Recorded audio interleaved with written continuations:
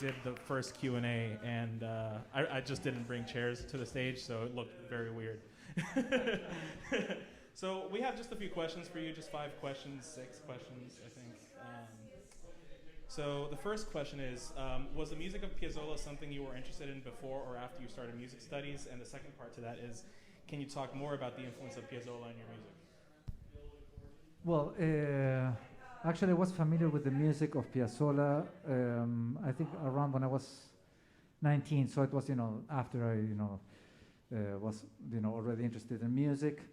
And the way, Piazzolla's music, influenced my music, well, hugely. I think nobody, I can say this, I think nobody who writes tango nowadays can escape the influence of Astor Piazzolla. He really was a game changer, and brought tango to a kind of in a different level from a composition point of view, and how also people listen to it. It's one of the first composers that brought actually tango to the whole world. Nowadays pretty much all the orchestras play Piazzolla. Kind of brought, the tradition and made it somewhat more accessible for people who are not, familiar with the tango tradition. So I think, I'm definitely, no question about it, I'm very influenced by, his music and his, actually, and his posture as a, as an artist, So there's also a question that sort of follows that, is that, are there any other tango composers that you believe are important to the history that don't get the attention that they deserve? And you mentioned somebody just at the end of this set. Totally, the name I left. Forgot who could that have been. But yeah, of course there are many. I think we were actually talking about this in the dressing room before.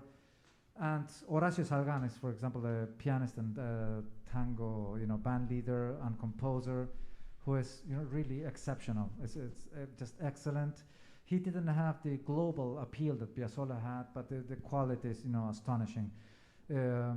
That's one person. If you know about tango culture, you know who Osvaldo Pugliese is and Aníbal Troll. So they are not really undervalued. But I think at the global level, I think Horacio Salgan, I think it's a great example of something done really exquisitely. For the people who are interested, Horacio and then Salgan, Salgan as in Nancy. So another question that came after the first set, because you played a piece that was from your big band. So how much overlap is there between the music that you write for your big band and for this tango quartet? Well, I started with my big band in the year 2000 actually, and the quartet was born in 2014. Once the tango quartet was born, there's a huge overlap. Actually, there are many, pretty much all the pieces that I wrote since maybe 2015 or 16. Most of the pieces, not all, but most of the pieces I have arranged for both ensembles in a completely different way. And once again, there are a few exceptions that are just like pieces that it's impossible to, for me at least, to rearrange. But there is a lot of overlap. Yeah. Another question is a little more broad, but what makes music tango? I think like we see this question with jazz, like what makes music jazz, and so I'm curious if you have an answer to that. Oh yeah, absolutely. I think there is kind of a not very tangible aspect to it, which is that it's very, very dramatic music. It is somewhat, kind of European, kind of Mediterranean, in kind of in the way it feels. Is you definitely hear Italian kind of bel canto, in the way that the medals are playing on the violin. There are some gypsy elements. I think what makes tango is also articulation. I think that's something very tangible, that you can see. It's a music that is articulated in a very particular way, very unique to tango. I think for the this is popular danceable music, and although there are styles that are kind of more I don't know if the word is strict, but more kind of like steady in terms of the pulse, compared to others. There is a lot of flexibility with time, and that's actually, I play, being a New York musician, I play a lot of different, popular music from, all over Latin America, and tango is fairly unique in the sense that it's very flexible. You're going to find a lot of fermatas, a lot of pauses, sections that are slower, measures that, change like every 2 beats, how, the tempo feels. And I think that's another element. And, lastly, and very importantly, instrumentation, no? The bandoneon, you find it, kind of traditionally pretty much only in tango, although it's an instrument that was born in Germany to replace the organ in processions. It actually came to Argentina. And now if you hear one long note with that, you're already thinking tango. So, another thing, this is a pretty standard, tango instrumentation. So I think those are elements that define tango.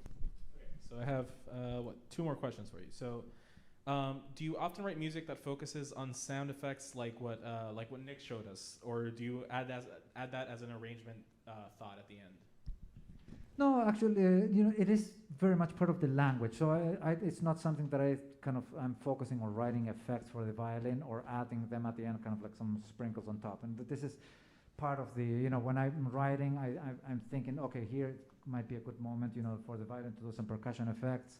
So it's very much part of the, the tango language. It's not something extra that, it's not forced.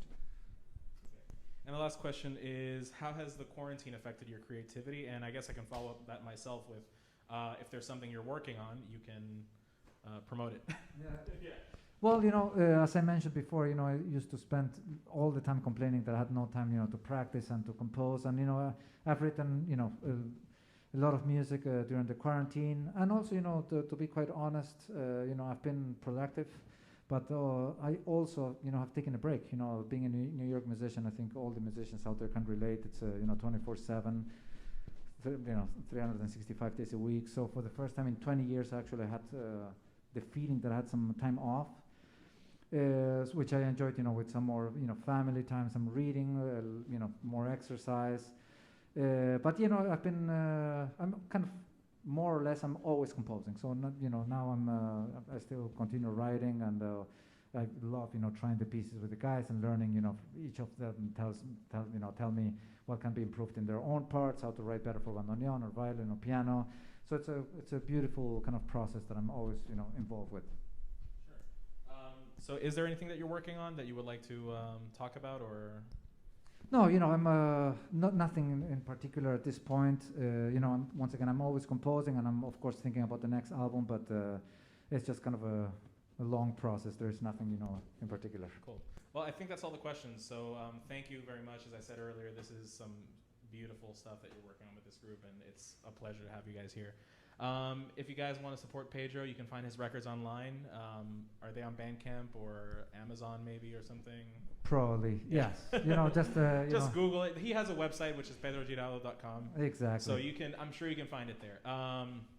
If you would like to support the Jazz Gallery, you can become a member. And if you already become a member, or you can't for some reason, for any reason at all, you can still support us by following us on YouTube, subscribing, Instagram, Facebook, all that good stuff. Come back next week for our next live stream show with Becca Stevens. Come back on Saturday as well for our lockdown session. We're going to have a lot of fun. So with that said, thank you and have a good night. Good night.